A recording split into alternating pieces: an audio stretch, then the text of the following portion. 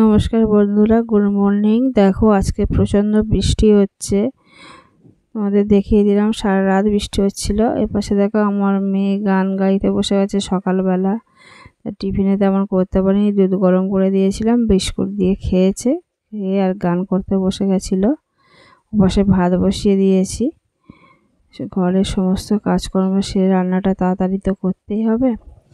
আজকে মাছ এসেছিলো, মাছ নিয়েছিলাম আর চিংড়ি নিয়েছিলাম। চিংড়ি দিয়ে একটু সবজি করব। তা চিংড়ি মাছগুলোকে কেটে কুটে ধুয়ে পরিষ্কার করে রেখেছি। নুন হলুদ মাখিয়ে চিংড়িগুলোকে এবার ভেজে নেব। নিয়ে চিংড়িগুলোকে হালকা করে ভেজে নেব, ভেজে তুলে নিয়ে নেব। নিয়ে কিছুটা সবজি কেটে রেখেছিলাম, বেগুন, আলু, মূলো, কচু, এইগুলো দিয়ে সবজি একটা করব। আর মাছের ওই চারা পোনা নিয়েছিলাম, সেই চারা পোনা দিয়ে ঝোল করব। কারণ এখন গরমের সিজন চলছে, ওয়েদারটা তো খুব একটা ভালো নেই, সেই জন্য যাতে শরীর খারাপ না হয় সেই জন্য একটু ঝোল ভাতই করব। আর সকালে তেমন কোনো সময় থাকে না বেশি তরকারি করার, সেই জন্য খুব সিম্পলি রান্না করা হয়। ওপাশে ভাতও বসিয়ে দিয়েছি, যথারীতি একটা উচ্ছে আর দুটো আলু সিদ্ধ দিয়ে দিয়েছি। প্রতিদিন একটু তেতো খাওয়া ভালো, সব দিন হয় না, তা মাঝে মাঝে দেয়া হয়। ওপাশে মোটামুটি সবজিগুলোকে আমি কষিয়ে নিচ্ছি। ওপাশে ছোটো মেয়ে পড়তে বসে গেছে, আজকে ঘরের ভেতরে বসে, যেহেতু বাইরে ওর দিদি গান করছে। এবারে দেখো কচুগুলোকে দিয়ে দিয়েছি। আলুটা ভাজা হয়ে যাওয়ার পরে সঙ্গে মূলও দিয়ে দেবো কিছুটা। আর এখন সব নতুন মূলো উঠেছে অল্প, তো কিছুটা কালকে তোমাদেরকে দেখিয়েছিলাম যে অল্প মূলো নিয়েছি, সেই মূলো বেগুন কিছুটা দিয়ে একটা সবজি করব। সবজিটা এখন একটু খেতে সবারই একটু ভালো লাগে, শুধু সবজি খাওয়া যায় না, সেজন্য একটু চিংড়ি দিয়েই করলে বাচ্চারাও খেতে পারে। আর সকাল থেকে তো প্রচণ্ড বৃষ্টি হচ্ছিল, স্কুল যাবে কি না মেয়েরা বলছিল, তো বললাম স্কুল যাও, যেহেতু স্কুল বাসে করে স্কুলে যায়, সেই জন্য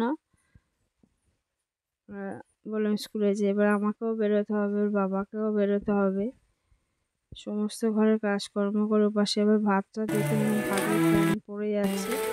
ভাতটা হয়ে গেলে আমি আবার জল গরম করবো, যেহেতু আজকে বৃষ্টি হয়েছে, একটু ঠান্ডা ঠান্ডা ওয়েদার, সেই জন্য ওদেরকে বললাম ঠান্ডা জলে করতে হবে না স্নান, সামান্য গরম করে দিলে উষ্ণ জলে স্নানটা করবে। তা দেখো বন্ধুরা, এখানে জল দিয়ে দিলাম, আমার সবজিটা কমপ্লিট হয়ে গেছে, কষানো কমপ্লিট, ঢাকনা দিয়ে দিয়েছি যাতে তাড়াতাড়ি সিদ্ধ হয়ে যায়। দেখো এবার হচ্ছে কি ওপাশে চা বসিয়েছি, যেহেতু মাস্টারমশাই হয়েছে গান শেখাতে, আমার একটু চা দিতে হবে। উনি তেমন কিছু খেতে চায় না, লিকার চা সামান্য একদম অল্প চিনি দিয়ে চাটা খায়, মিষ্টি বেশি খায় না, আর একটু আদা দিয়েই সামান্য খায়।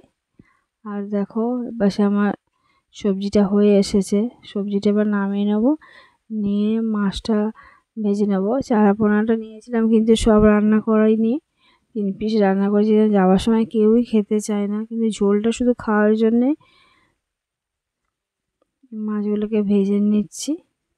3 পিস মাছ ভেজে নেব। একটু আলু, আর যেটা আমাদের শরীরের পক্ষে খুবই দরকার সেটা হলো মেয়েদের বিশেষ করে কুলে শাক, কুলেখাড়া শাক যেটাকে বলে, বা কুলপো শাক, সেই শাক দিয়ে একটু ঝোল করব।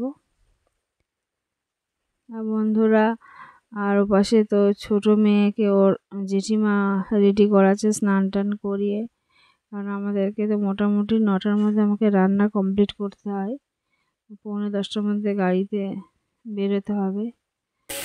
এইভাবে আমার জীবন কেটে যাচ্ছে। এবার স্কুল থেকে এসে আরও কাজ আছে। প্রতিদিনকার মতো দেখো এখানটা আলুটা ভেজে নেওয়ার পরে